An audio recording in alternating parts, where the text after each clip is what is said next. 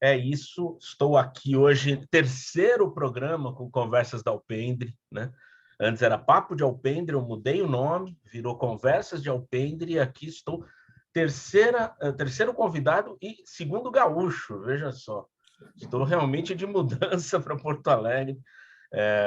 O Estado me chama, né? O Estado está me chamando, e é o Roger Lerina, grande jornalista cultural, programador, quem mais? Aparece na TV, né, Roger? Gosta de música Isso. pra caramba, e acho que tem muitas coisas que você faz e depois você pode falar o que você se sente mais realizado ao fazer e tal, mas eu queria começar com uma coisinha que eu descobri hoje, seu Twitter, né? Eu não sou muito de Twitter, você deve ter percebido, e hoje eu descobri que você tem um Twitter, hoje que eu te adicionei lá, Sim. e aí eu vi duas coisas que me chamaram logo a atenção. Primeiro, a sua foto com uma pilha de discos, e eu lembrei da época que eu tinha loja de discos. Eu tinha uma loja de discos, às vezes a gente ia ver lote, e eu tava com essa pilha também, do jeito que você tá lá na foto. E a segunda é o No Synthesizers, que você coloca ali no seu enunciado, que entrega que você gosta de Queen, certo? Exatamente, mas poucas pessoas, né, Sérgio, se dão conta dessa pista aí, dessa indicação.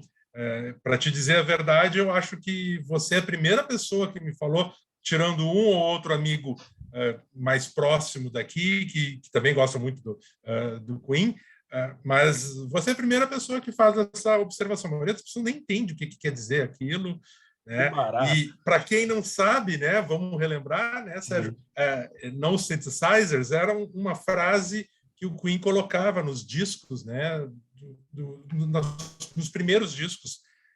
A banda, né, o primeiro disco acho que é de 69 ou 70, e os primeiros discos eles se orgulhavam. Era uma época que tinha muito estavam surgindo, né, os sintetizadores, né, o Minimoog, e o estúdio como um instrumento musical quase estava sendo explorado, descoberto naquela época, e o Queen fazia, né, desde sempre,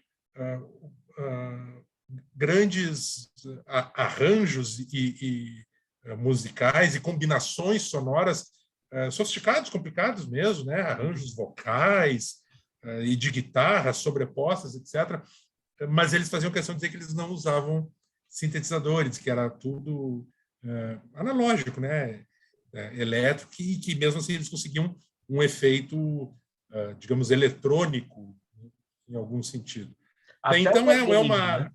Até o The Game, que aí entra Play the Game ali com aquele sintetizador, que é a primeira vez que Aí, eles usam, né? Eu aí tava eles lendo, largaram... eu lembro que eu já li sobre isso, e eles começaram a usar porque parece que um crítico falou, os sintetizadores no primeiro disco, né? Na crítica do primeiro disco, os sintetizadores que eles usam são ótimos, e aí eles começaram a usar isso como piada, né? Porque não tem sintetizador, não tem sintetizador. Mas, pô, começamos pela música, e eu vi que Pois você é. indica, né, no seu Facebook, o Espaço 373, é isso?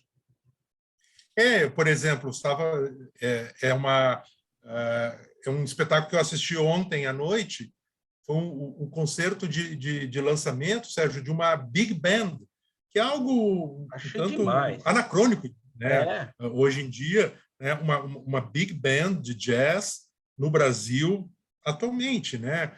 E big band mesmo, são 16 integrantes, todos muito jovens. Aliás, é uma característica, né, da, da música aqui em Porto Alegre, no Rio Grande do Sul, em geral, mas no Porto Alegre em particular, há já uns 10 anos, digamos assim, uma leva de jovens interessados em música instrumental, não apenas jazz, também tem muito chorinho, tem muito samba, é uma cena que de 10, 15 anos para cá vem crescendo, e surpreendentemente uma galera jovem que se dedica a estudar, vai lá no passado, mas ouve também e produz música contemporânea, né? Não é uma coisa meramente saudosista, e com muita qualidade. Sabe? E nesse grupo não chegou a ser uma surpresa, porque eu conhecia boa parte dos integrantes, eu sei que são músicos de alto gabarito, né?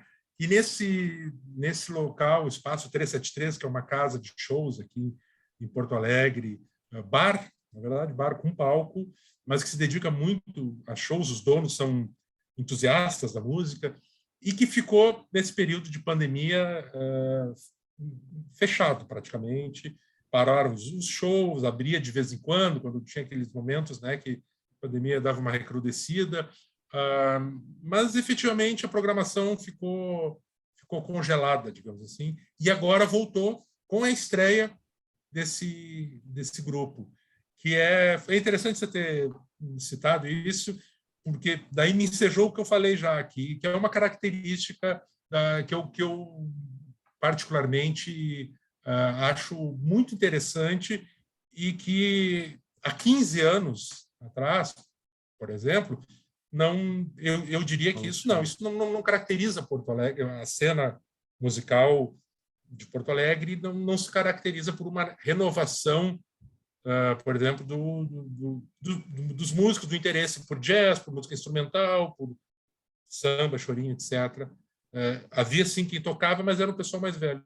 E de um tempo para cá, na verdade não é um fenômeno apenas do Rio Grande do Sul, de Porto Alegre, a gente sabe que tem isso muito forte né, em Brasília, por exemplo, depois no também. Rio de Janeiro, em São Paulo, né? E é mais ou menos simultânea essa época. É de uns 15 anos para cá que a gente vê isso. Eu acho incrível, quer dizer, não está tudo perdido para um tipo de música mais comercial, mais banal, mais simplória esteticamente, que é o que, infelizmente, domina, né? As paradas, os rádios, televisão. Sim. E a mídia em geral. E você acha que vai ficar bastante tempo essa Big Band lá no espaço? Estrearam, foi apenas esse espetáculo. Pensei que ia ter por vários. enquanto é isso, mas claro, agora certamente há de ter eles vão desenvolver uma agenda e vão se apresentar outras vezes. Em função de ser 16 integrantes, né, eu imagino, e cada um tem as suas outras formações, tocam em outros grupos menores de jazz, os músicos instrumental, tem integrantes que são músicos que são integrantes da Orquestra Sinfônica de Porto Alegre ou estudantes da OSPA, né, que é a orquestra daqui da capital gaúcha. Então, eu imagino que para reunir esse pessoal, ensaiar e para fazer o espetáculo, não vai ser tão difícil. Mas eu acho que a ideia é efetivamente, daqui por diante, voltar, né? Tem algum voltar, né? Isso eu não sei contar muito você, bem-vindo. Roger, mas são as minhas duas grandes paixões, cinema e música. E me parece que, vendo o seu perfil, parece que você também, né? Você tenta conciliar. Sim. Coincidimos nisso também. Sérgio, vocês podem ver aqui atrás, é uma coincidência, não montei o cenário, esse aqui é o meu escritório. O pôster que está ali é de uma turnê do Radiohead. Dos shows dessa turnê, turnê de 2008, eu acabei assistindo um dos shows. Então, essas referências convivem mesmo, referências cinematográficas e as musicais convivem lado a lado, dividindo espaço também com outros. Eu sou muito eclético, digamos assim, nos meus interesses na área de arte e de cultura. Eu gosto muito, e realmente gosto muito, de teatro, vou muito teatro, artes visuais. Fiz um curso de especialização em curadoria, por exemplo, voltado em artes visuais, literatura. Então, meu interesse é mais amplo, ainda que realmente cinema e música sejam centrais, né? Nos meus, eu imagino que nos teus interesses também, né, Sérgio? Sim, só que com música eu acabo não sendo, vamos dizer, um jornalista profissional. Eu tenho lá um podcast com com o Bento, né? Com o Bento Araújo, que está no Conversas de Sei ver. Alpendre, o meu irmão também tá, o José, mas nada, já escrevi na revista dele, já escrevi na minha própria revista, né? A Paisá sobre música, mas nunca tive um envolvimento maior que isso. Na verdade, eu não sei como você consegue passar por fotografia. Você estava falando de exposição de fotografia, foi aí que eu tive a ideia, aliás, de chamar aí um monte de coisa, e no Farol Santander, se eu não me engano, né, que é outro lugar que eu preciso ir, preciso conhecer. E, cara, precisa se desdobrar, né? Precisa ter Sem dúvida. Mas uma isso facilidade também de ir de um para o outro, né? Não, exatamente. Mas isso é muito natural para mim, Sérgio. Eu, desde moleque, sempre gostei muito de cinema, de ver shows, lia, sempre li muito, ia a teatro, então foi muito natural. E depois, quando eu profissionalmente, né, me encaminhei para o jornalismo, especificamente para o jornalismo cultural, que era o que eu sempre quis fazer, eu não tinha certeza se eu queria fazer jornalismo, porque eu não sabia exatamente qual, antes de fazer vestibular, mas como eu gostava de escrever e gostava de artes, de cultura, ciências humanas em geral, eu pensei, bom, talvez seja por aí. Não, na época que eu fiz vestibular, não haviam as escolas e cursos de audiovisual, de cinema, como existem agora no Brasil. Aqui, pelo menos, no Sul não existia. Existia uma em São Paulo, talvez, né? Essas coisas. Mas aqui em Porto Alegre não tinha. Então, talvez eu fosse fazer isso. Fosse para fazer um curso de cinema, não sei. Então, eu acabei fazendo jornalismo, que era onde eu achava mais próximo. E dentro do jornalismo, bom, quero ser um jornalista cultural. E para mim, como eu disse, foi muito natural. E daí depois, quando eu comecei a trabalhar com isso, virou é meio obsessivo. Vou confessar, na verdade, é muito comum entre nós colegas, né, de imprensa, uns traços um tanto obsessivos às vezes com as nossas preferências, nossos gostos. Sim, sim.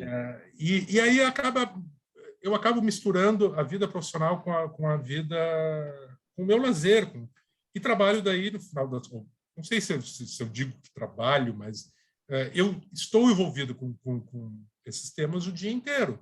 Quando termino de trabalhar, o que eu vou fazer para relaxar, digamos assim? Eu vou ver um filme, eu vou ao teatro, vou a alguma exposição no final de semana. Então, estou sempre trabalhando com esse material.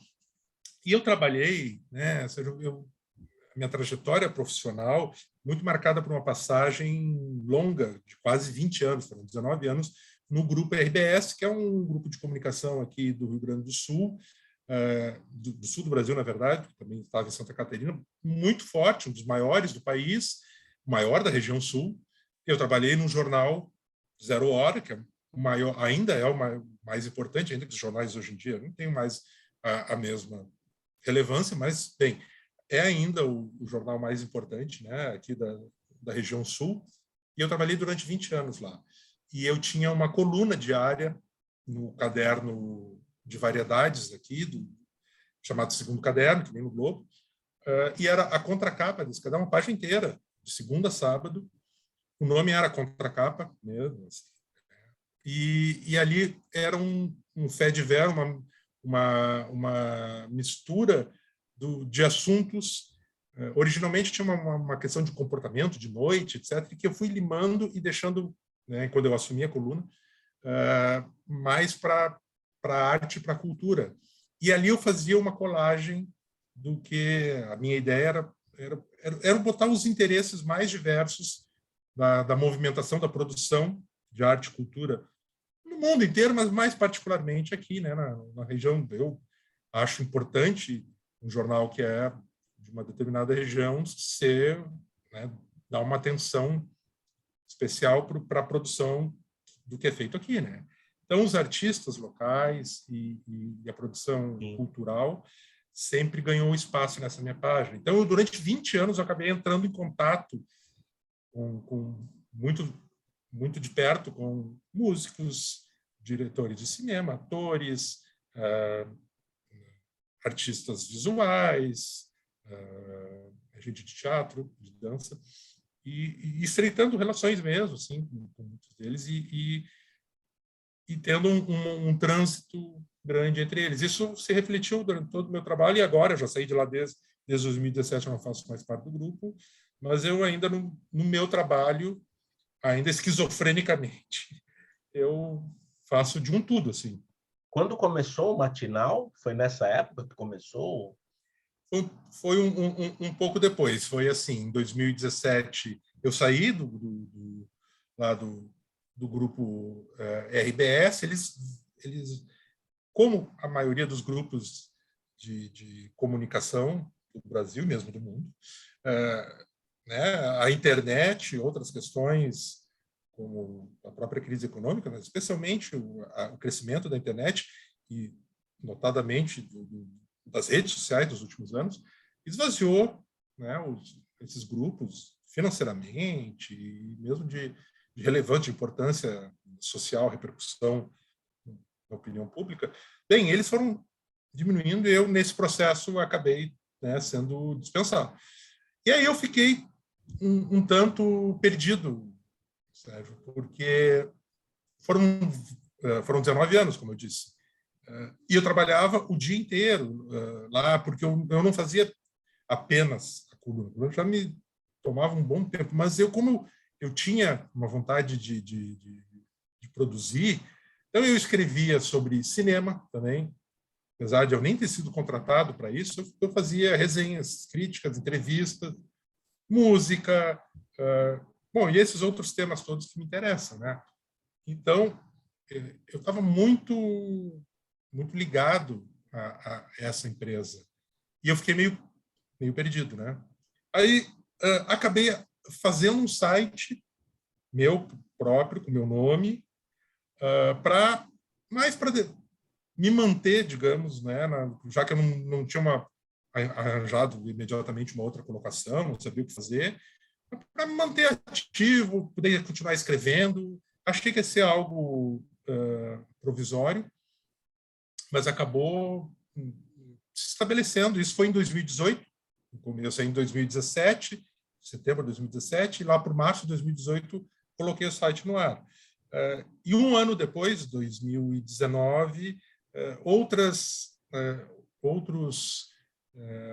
jornalistas, produtores de conteúdo daqui, que estavam trabalhando na área do digital, me procuraram para vamos fazer um grupo, né? Juntamos aqui, tem um lado que faz hard news, que cobre o noticiário, então tem uma newsletter diária, por exemplo, que faz reportagens e uma espécie de clipagem do que está rolando, que foi publicado nos outros veículos, muito a maneira do Meio, por exemplo, ou do Nexo, né, que são essas newsletters de âmbito mais nacional.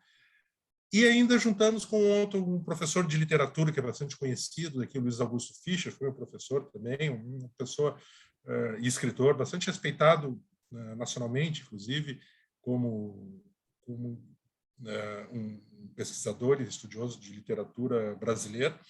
Bem, ele queria fazer uma revista literária, uma revista meio aos moldes da Piauí, mas eletrônica também, né? E a gente acabou criando uma revista chamada Parêntese, com entrevistas, artigos de fundo, resenhas, tem textos ficcionais também, contos, etc., que é semanal. Então, juntamos né, o meu site, que é um site com agenda cultural, daqui do Porto Alegre região, resenhas de filmes e de espetáculos. A gente faz reportagem também sobre o que está rolando. Depois se abre, digamos, uma grande exposição no Marques, que é o nosso principal museu de arte do Rio Grande do Sul, aqui em Porto Alegre, museu mais tradicional. Abre uma grande exposição, a gente faz alguma matéria, fala com o curador, com o artista, etc. Isso no meu site, e ainda tem essa newsletter diária que os assinantes, né, eu estou trabalhando agora com assinaturas pagas, que os assinantes recebem, que tem daí reportagens de noticiário mesmo, de dia a dia. Nós temos uma pequena equipe, tudo é pequeno, tudo é ainda modesto, né? E estávamos com um bom andamento, a coisa iria crescer melhor, assim, né, Sérgio?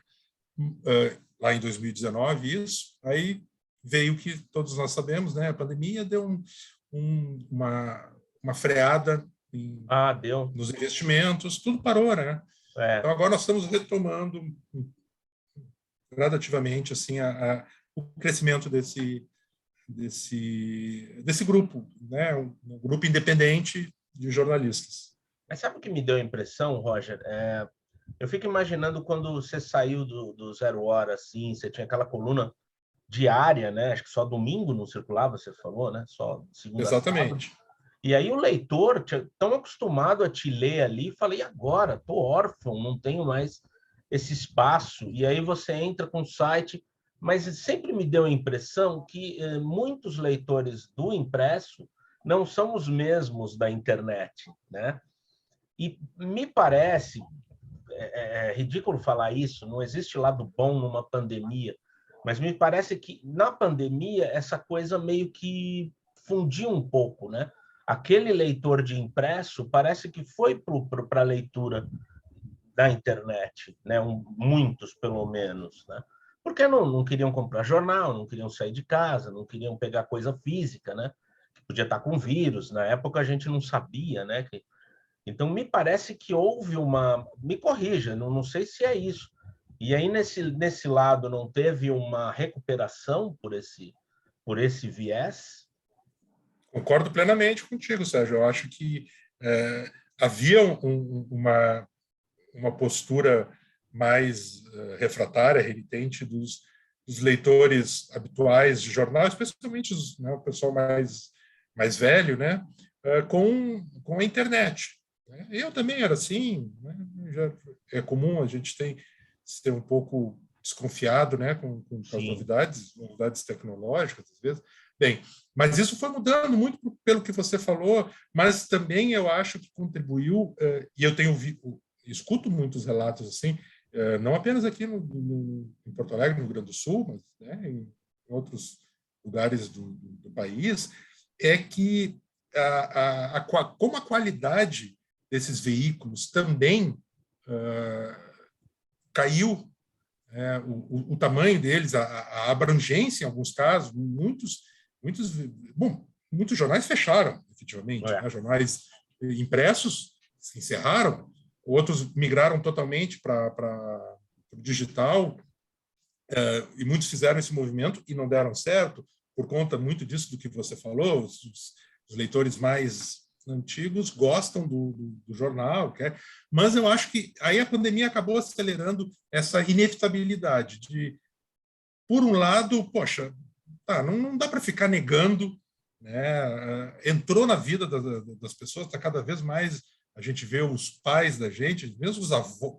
Não, no meu caso, eu não tenho mais avós, mas os avós das pessoas que lidam com Facebook, com redes sociais, com celular, etc., conseguem navegar na televisão, nos streamings da vida, porque já estão mais acostumados. Então, ir para o jornal digital, para um veículo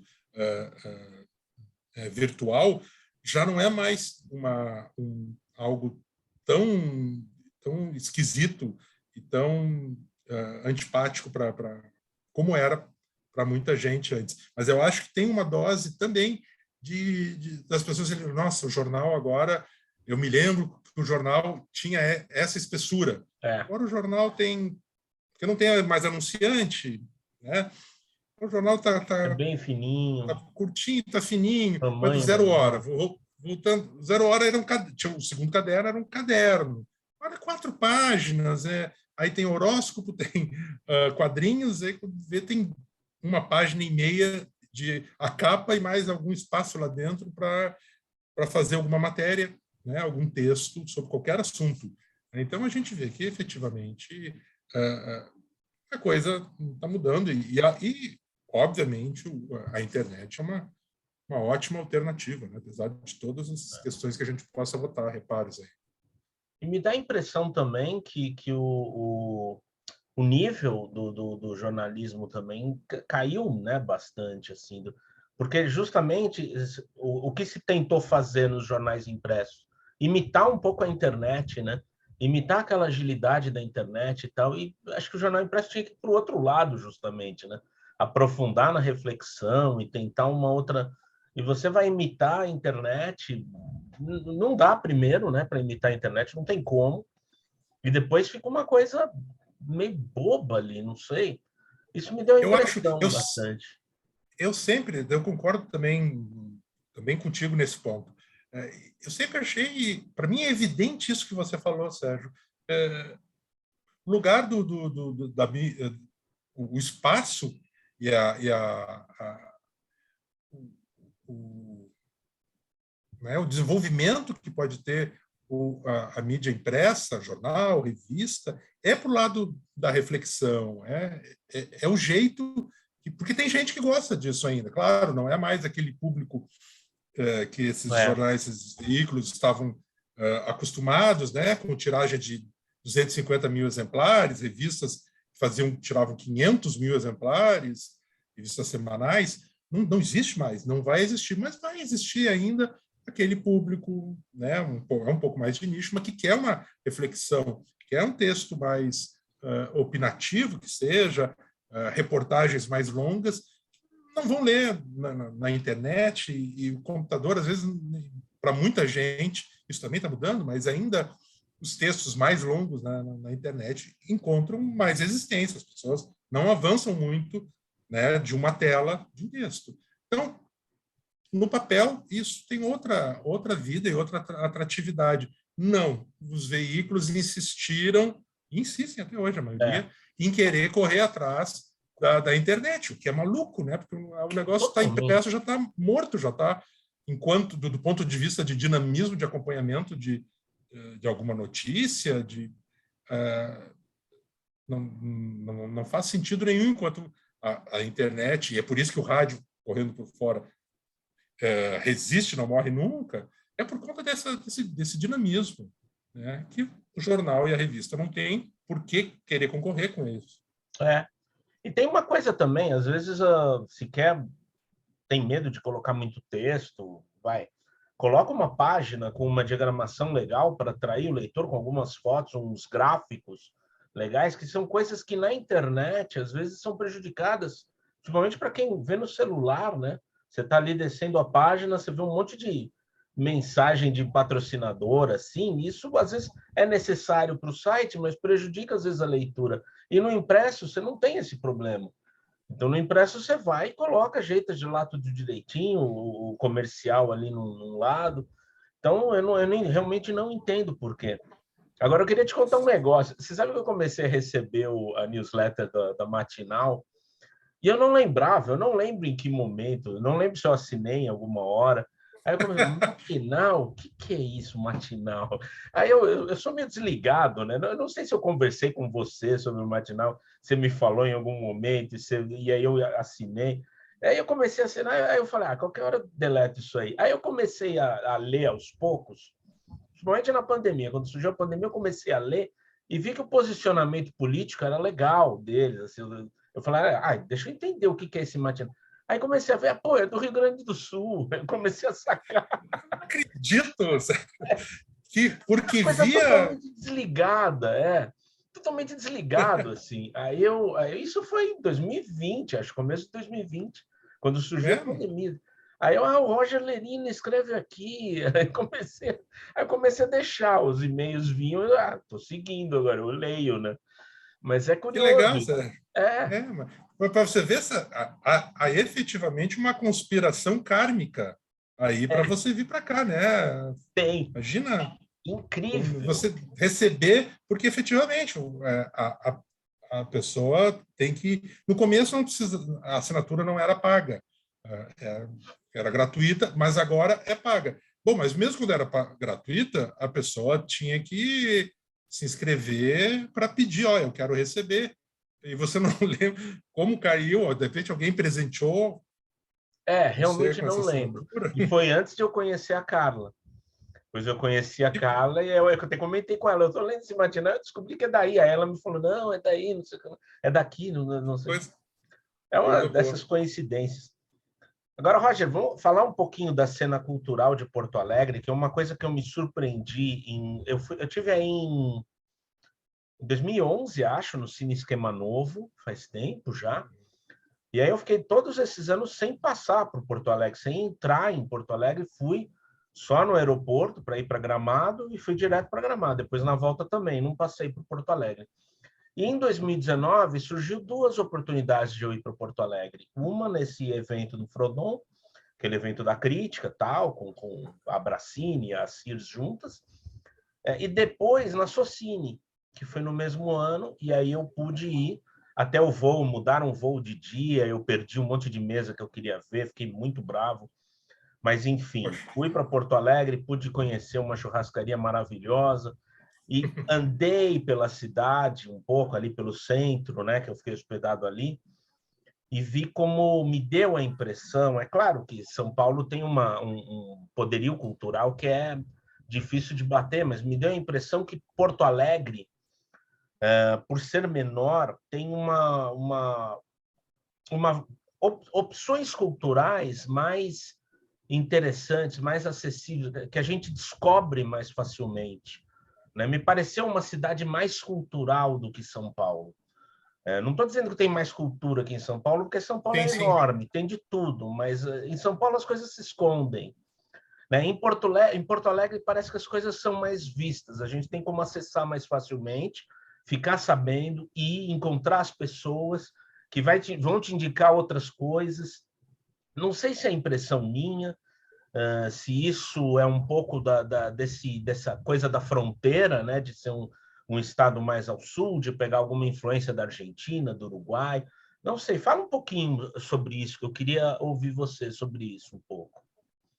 Aí o meu lado Porto... entrevistador, você viu que surgiu o meu lado Ah, entrevistador agora. tá bom, é isso. Não, a entrevista é boa quando ela flui assim como um É, papo, que nem está sendo esse é um nosso aqui. papo, é.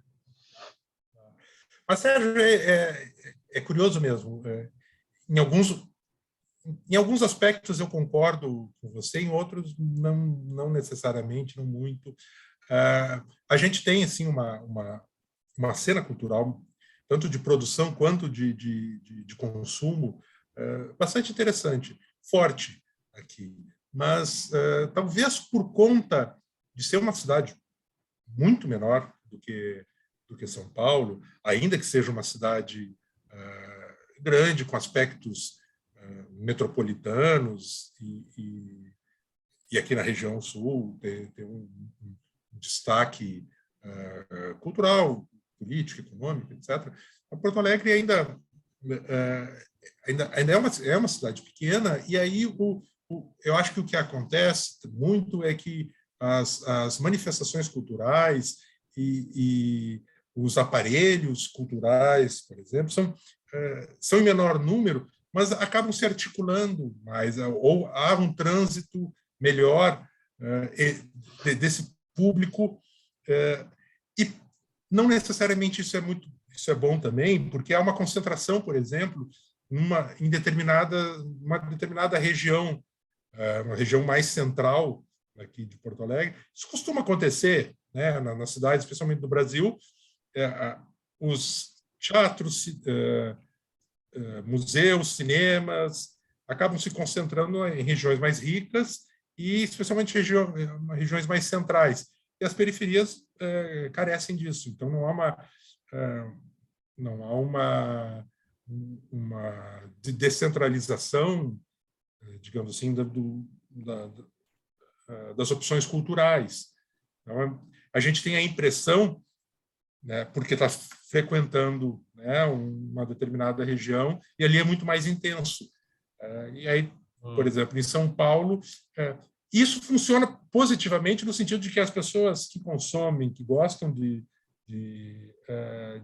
cultura, de arte, elas muito facilmente fazem, né, as visitas que são necessárias, vão aos espetáculos, ao cinema, aos bares que dialogam com esse universo, com esse imaginário, porque são muito próximos entre si. As pessoas conseguem dar conta de, vou ao teatro, vou à exposição, numa mesma semana. São Paulo, né, a gente sabe, é difícil, né? Os lugares não são tão perto, assim, ok, a gente tem alguns, como a Paulista, né, que concentra muitos aparelhos culturais, né, mas também as pessoas não moram ali por perto, em geral, então é algo mais complicado, assim, não é tão, digamos, tão fluido o consumo, né, da cultura.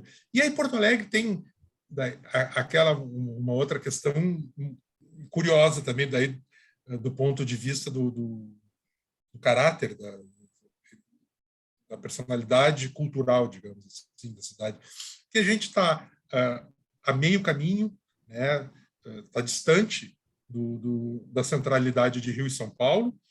Estamos relativamente próximos de Montevidéu e Buenos Aires e nos sentimos próximos culturalmente também deles, né, dos países vizinhos, e ficamos nessa situação ambígua de uma dupla ou tripla ambiguidade. Primeira ambiguidade de nós não estamos no eixo do país, mas nós temos uma cultura própria, com valores e com qualidade, e então nós hipervalorizamos, às vezes, essa cultura regional de uma maneira, em alguns momentos, não sempre, em algumas circunstâncias, de uma maneira até ufanista, né, chauvinista. Pouco A nossa crítica, cultura. talvez? Como? Pouco crítica? Pouco Autocrítica? crítica. Pouco autocrítica.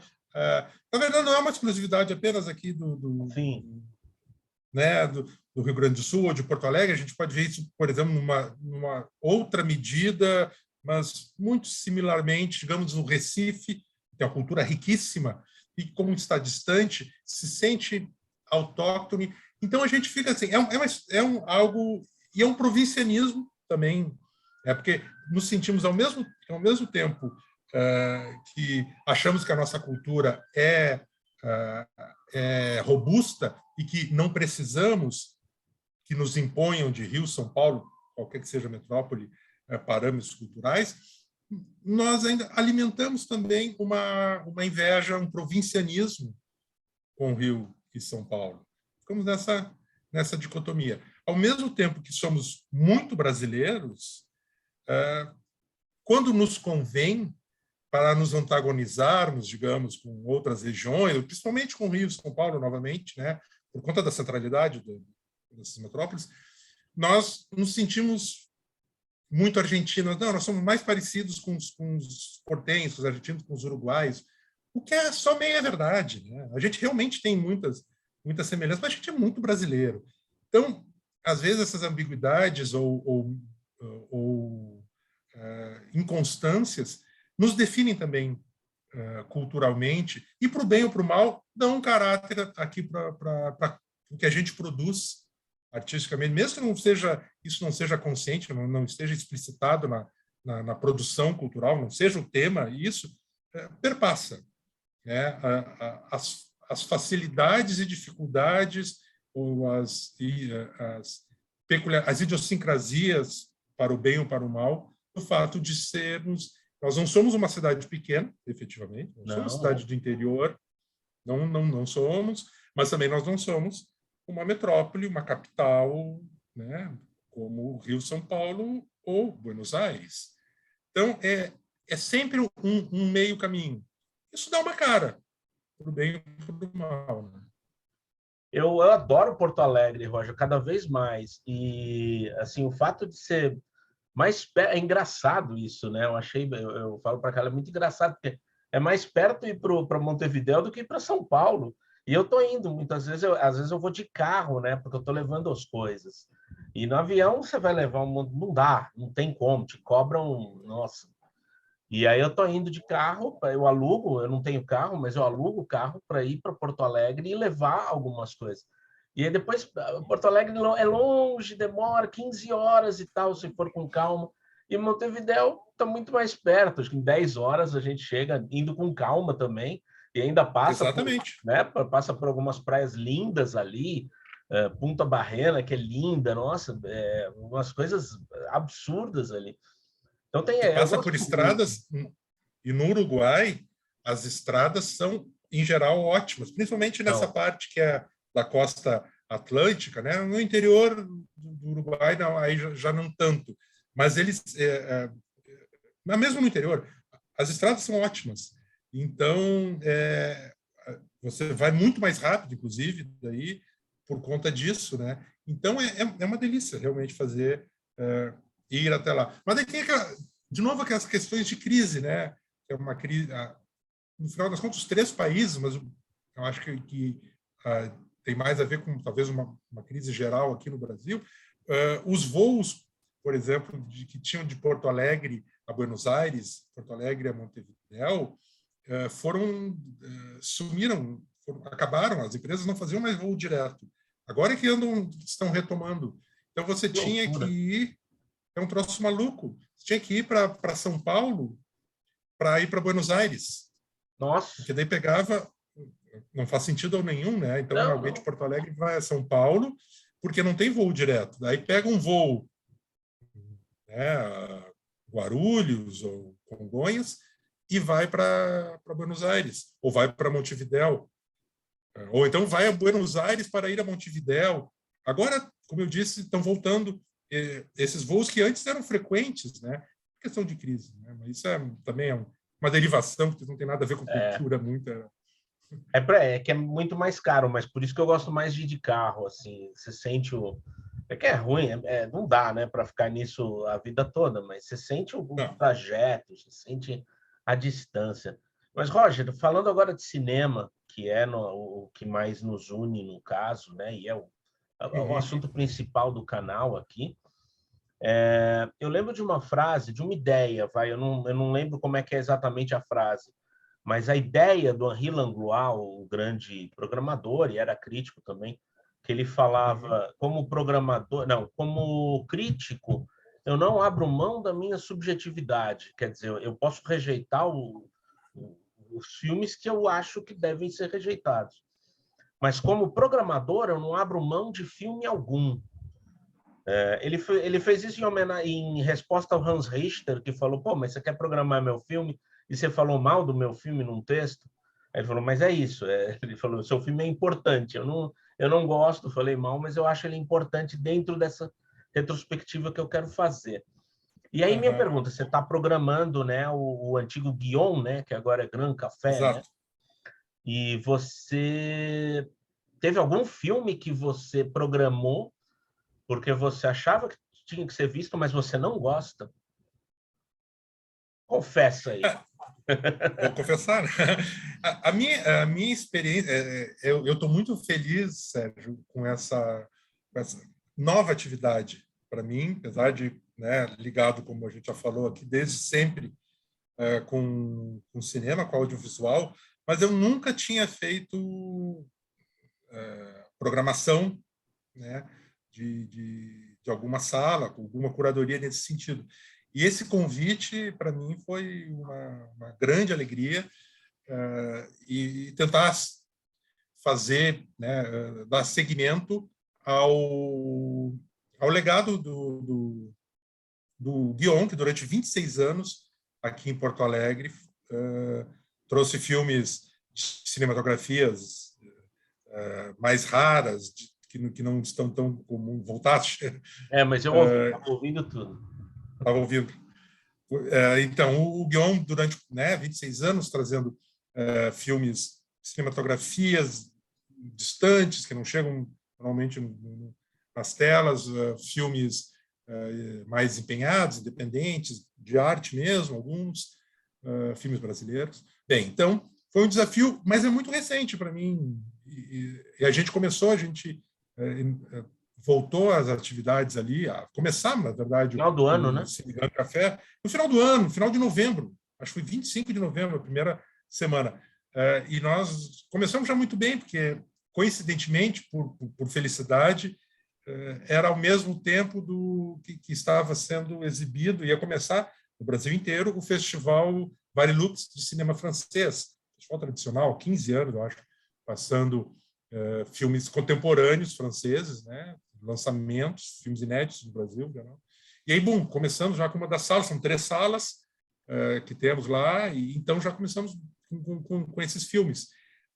E agora, bem, e eu estava pensando como fazer uma programação que dê conta desse legado que eu falei do Cine Guion, né, que, de novo, repito, formou mais de uma geração, ou ajudou a formar, contribuiu para a formação de cinéfilos aqui durante todo esse tempo, mas que tenha também uma identidade própria e que, como cinema comercial, né, e é uma sala comercial, diferentemente, por exemplo, da Cinemateca Capitólio, que é uma maravilha, a Cinemateca tem aqui em Porto Alegre, o nosso amigo Marcos Melo trabalha lá, o Leonardo Bonfim é o programador, né, os críticos e pesquisadores de cinema respeitados e sérios, e que fazem uma programação incrível. Bem, é um cinema, né, a Cinemateca, ela é ligada à Secretaria Municipal da Cultura. Então, ela é uma instituição pública. Então, é diferente, né, de um cinema comercial, mesmo com esse perfil que nós temos. E também, quando o Guion começou, durante quase toda a vida dele, não havia, mal havia cinema TV por assinatura, chegou um pouco depois, não existia quando começou, né? Havia apenas televisão, a concorrência era com televisão no audiovisual. Bem, hoje nós temos a concorrência não apenas das TVs por assinatura, mas do streaming, e é uma coisa muito forte. Cinemas, sabemos bem, não precisamos nem levantar muito essa questão, muitos fecharam há muito tempo, vem fechando, de novo a pandemia, mais ou menos similar ao que acontece com os jornais, é para acontecer com os cinemas, né? E a pandemia, muitos fecharam, etc. Guion foi um deles. Bem, então, há uma expectativa também comercial do proprietário de cinema, que não sou eu, sou programador, e que eu acho válida, porque, afinal, e nós temos que dialogar e buscar o público novamente, porque o público se afastou, e mesmo o público fiel à sala de cinema, você sabe bem. Nós, mesmo entre críticos, jornalistas, cada vez mais somos seduzidos pela facilidade de assistirmos um filme em casa, seja de que forma for, mas nessas plataformas, nessas telas que são uma televisão e às vezes até uma tela de computador. Pois bem, então todas essas questões têm permeado e é um aprendizado constante. Para responder, e aí eu tenho colocado também, tenho tentado, não estou me esquivando da pergunta. Não, eu dou voltas, mas eu... Não, mas está ótimo. Vou responder, mas para contextualizar. Então, eu tenho tentado colocar filmes com um apelo mais popular, mas que tenham obviamente, uma relevância cultural, estética, mínima, né? Não mínima, até mais que isso, que sejam interessantes, e eles podem sim ser comerciais, serem filmes de grandes, das majors, de grandes produtoras americanas, hollywoodianas, né? Tentando articular assim. O Guion não fazia isso. Então já é um traço de distinção. Então eu tenho tentado trazer, por exemplo, nessa semana, agora que a gente está aqui gravando esse papo, já estamos na segunda ou terceira semana, eu acho, de exibição lá no Cine Guion, no Cine Gran Café, entre os títulos está lá o Beco do Pesadelo, né?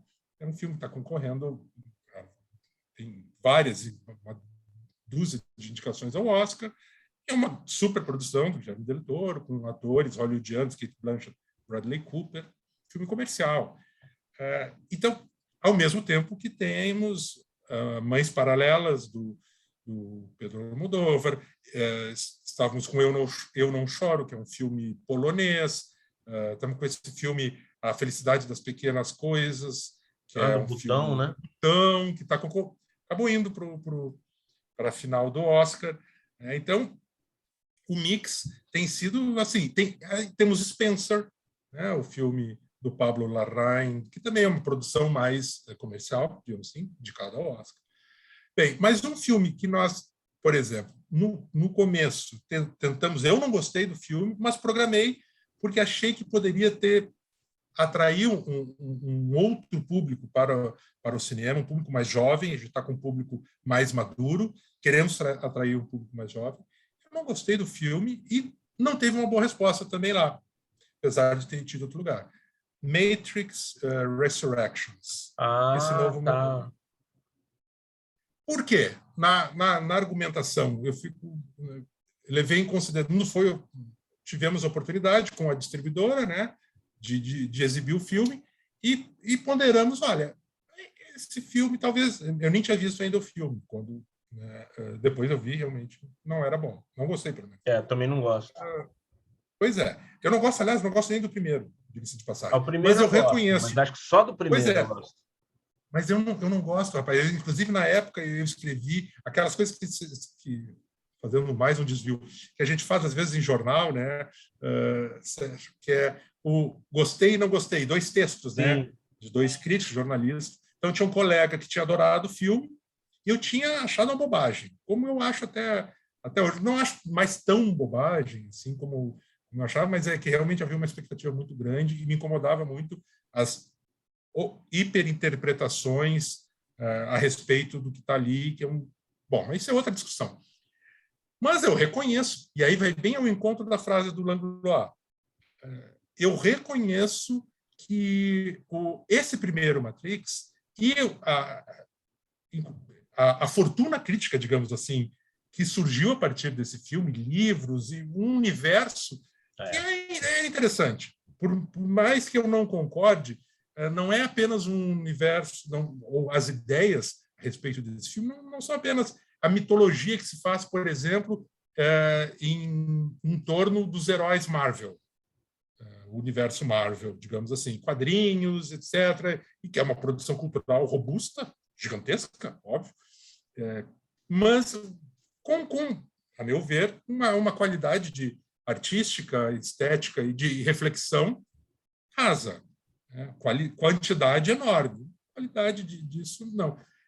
Diferentemente do Matrix, muitas vezes as pessoas gostaram dos outros filmes, ou pelo menos os 2 filmes seguintes, e que propiciou uma série de diálogos com filosofia, com tecnologia, sociologia.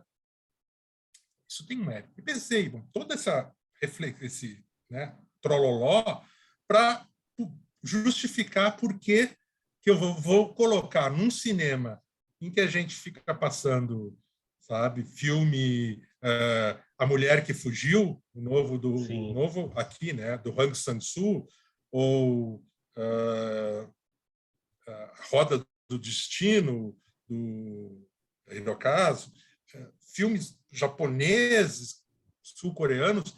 Como é que nesse cinema estão passando Matrix?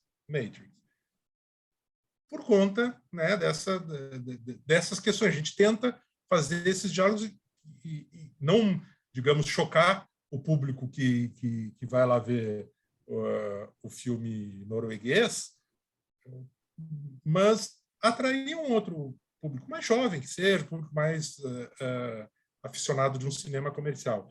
Então, é um dilema que eu estou constantemente, Sérgio, e é um problema bom, na verdade, não há nenhuma reclamação. Eu me angustio porque eu queria colocar mais filmes, né? E a gente tem, né, são 3 salas, estamos fazendo 4 sessões diárias em cada sala, então há um número limitado de filmes que a gente pode programar. E aí há uma tendência que eu particularmente deploro, do cinema mediano não ter, mediano no sentido de produções médias, os filmes têm que ter 2 horas e alguma coisa no mínimo.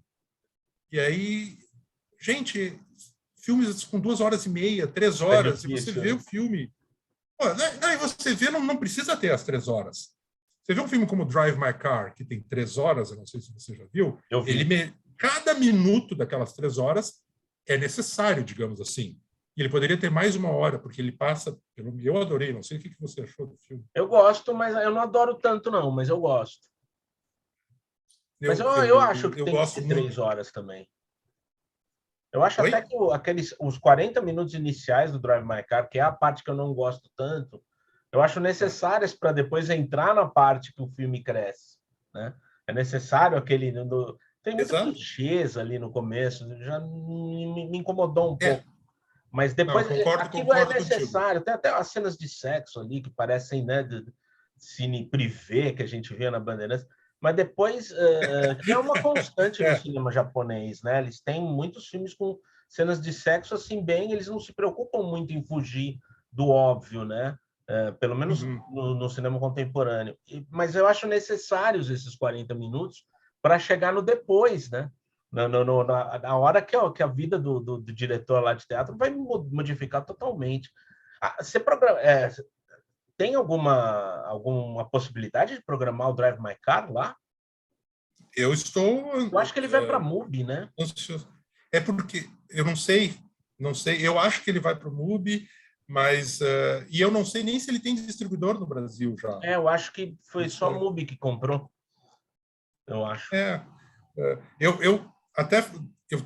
Confesso que eu perguntei pro programador e ele não me respondeu. O programador da Pandora, que é a distribuidora que lançou no Brasil o Roda do Destino, que é o filme imediatamente anterior do diretor, se eles iam distribuir o Drive My Car. Ele não me respondeu, porque talvez, né, seja algum assunto que eles ainda estão em tratativa.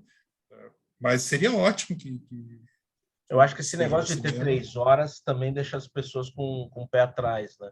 Para comprar e distribuir no cinema. Exatamente. Ter menos sessões, cinemas do jeito que estão, querendo... É bem complicado. Sem dúvida, você matou a charada. Eu fico imaginando o distribuidor lá com um filme japonês de 3 horas. Porque para nós que acompanhamos cinema, somos cinéfilos, etc., conhecemos o diretor, sabemos do filme, da importância para o público mais amplo. Está certo que não, a intenção do distribuidor nunca é, quando compra esse tipo de filme, sabe que não vai ser um grande sucesso de bilheteria, mas essa questão de 3 horas, como você disse, e eu tenho sofrido isso, aqui na calculadora, porque filmes assim, engessam a nossa programação. Se não quiser colocar mais nada, o número de sessões cai, é complicado. Não dá para fazer 4, né? E mesmo 3 já fica difícil, né? Porque você vai fazer tudo espremidinho ali, não dá para, sei lá, 2, 5,5 e 9. E aí faz uma coisa que eu não gosto de fazer, tenho tentado, acho que nem não aconteceu até agora em nenhuma ocasião. Nós somos, como eu disse, são 3 salas, né? Não é um multiplex, não temos 8 salas. Então não gosto, não acho nem justo com todos os filmes que tem por aí, com o público, fazer com que uma sala fique presa com o filme apenas, né? Então, se eu vou botar 3 sessões de um filme de 2 horas e meia, 3 horas, eu vou ocupar essa sala com esse filme. E também dá uma responsabilidade excessiva para o filme de ter uma resposta comercial, porque afinal, poxa, eu estou com uma sala para esse filme tem que bombar muito. E nem sempre bomba, né? Mas nós estamos aí afinando isso. Como eu disse, é uma questão diária. A gente, semanal, né? Não é diária, semanal, é de colocar o filme. Vou te dar um outro exemplo rapidinho, para não tomar muito tempo nesse assunto. Fica à vontade. Nós também... Tradicionalmente, o Guion não programava filmes infantis, não tinha sessões de filmes para crianças, o público infantil nunca foi do interesse da programação do Guion. Então, não tem uma tradição lá.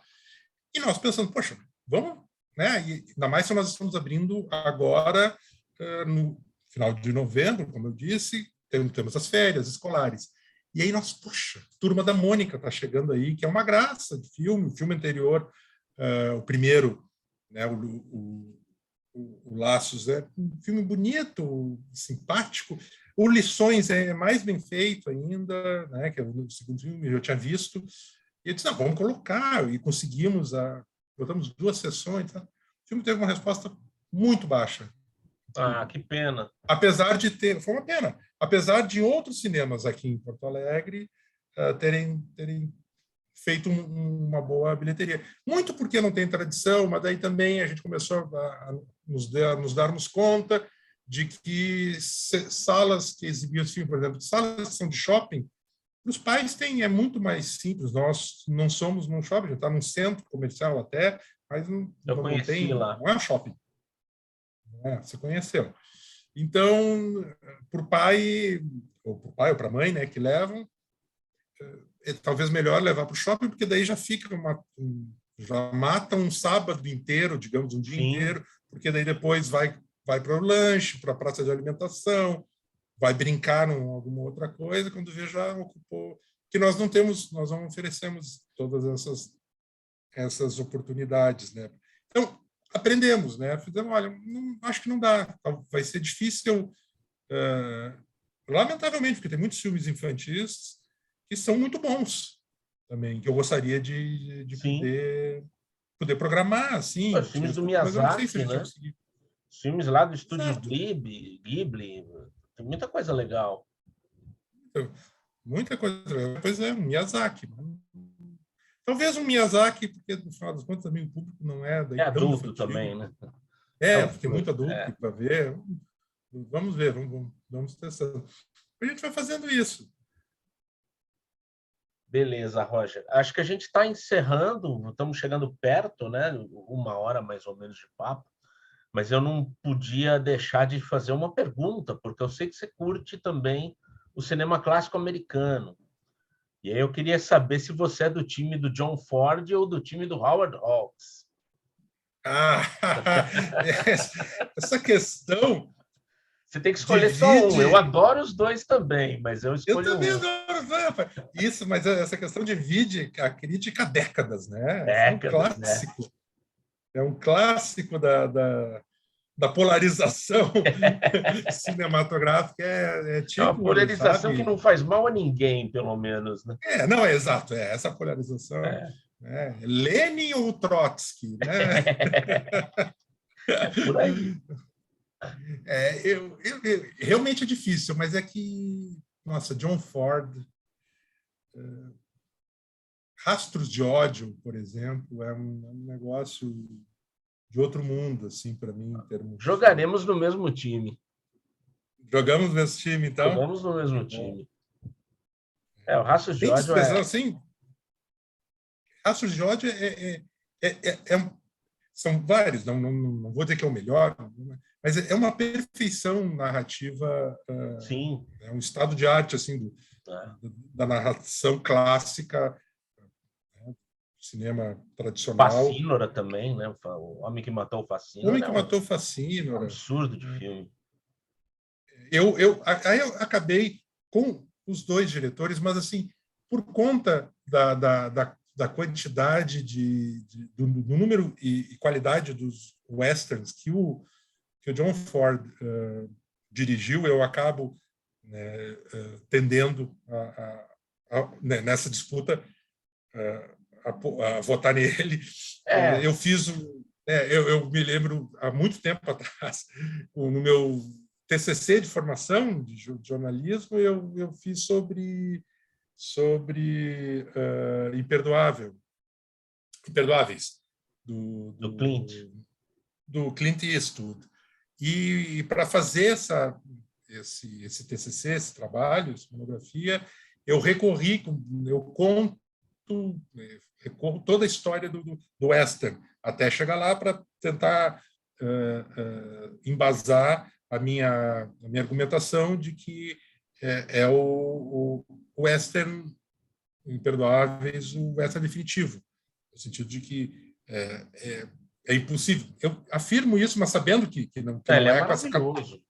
Não é categoricamente assim, mas ele, digamos, então, melhor formulando, se o western tivesse que um dia deixar de existir, o Seu Canto do Cisne era esse filme, teria que ser esse filme, é o western definitivo. Concordo. E aí eu tento, né, argumentar, lembrando o Homem que Matou Facina é um filme que dialoga muito de perto com Imperdoáveis. Rastros de Ódio também, mais menos. Bem, só isso para dizer que, poxa,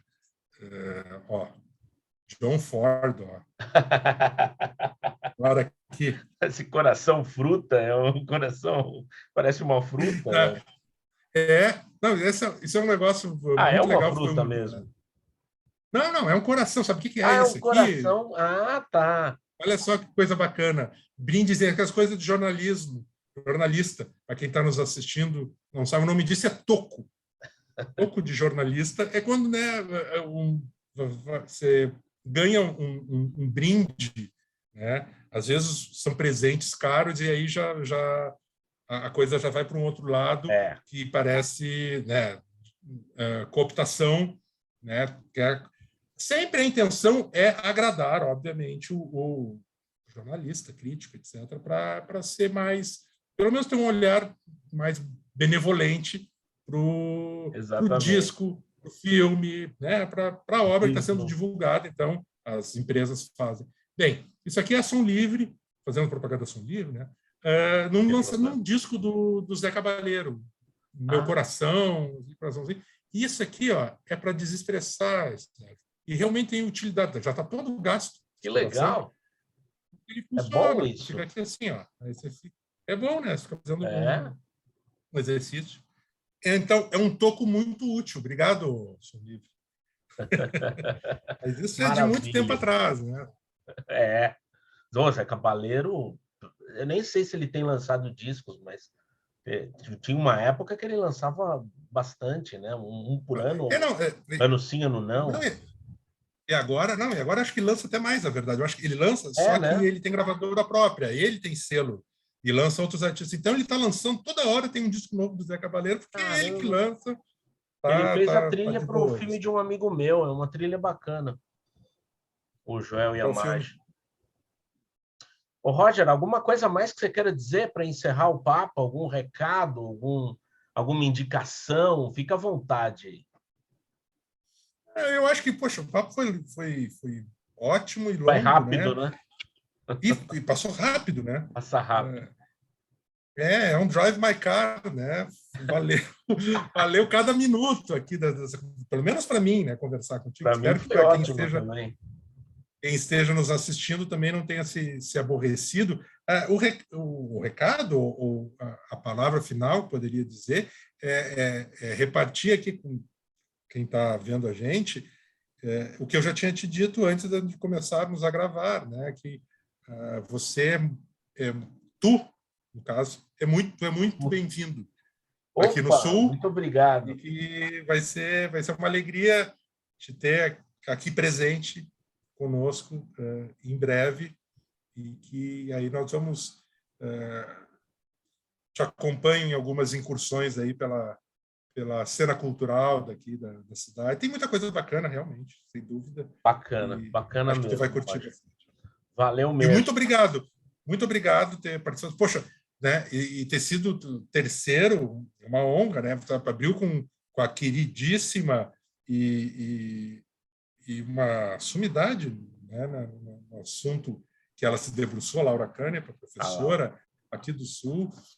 Gostei muito que o Sérgio lembrou que até nem gosta muito de dizer que é especialista em terror, porque as pessoas acabam tendo a tendência a achar que a pessoa aquilo, né? Se restringe aquilo. Não, é muito mais. Mas, efetivamente, ela é a autoridade nesse tema, né?